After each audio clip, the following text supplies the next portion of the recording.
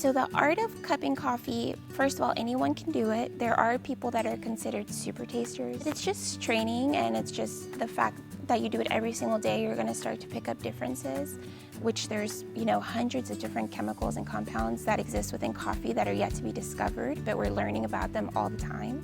So you're just putting your senses through the ringer. It's not only about taste on your tongue, but it's olfactory, it's visual, it's, all the senses combined, which you'll get a lot. Taste is 70% olfactory, so you'll get a lot from just analyzing fragrance itself. Then you're gonna have the wet aroma, so once you pour hot water on your coffee, those coffee grounds are gonna rise to the surface and create a crust.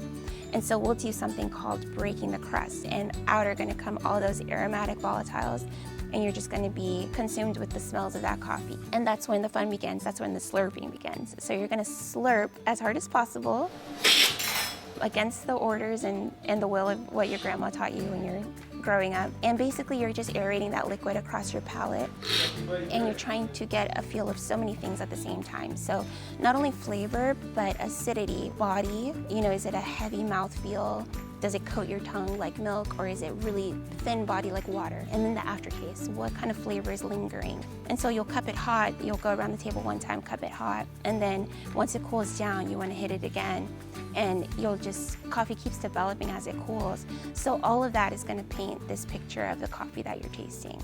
We've cupped hundreds and hundreds of coffees every year, thousands actually. At least 10 coffees a day will be on the table every single day that we're tasting coffees to make sure we get the right ones that go in the community coffee. A lot of time spent by a lot of people to make a great cup of coffee.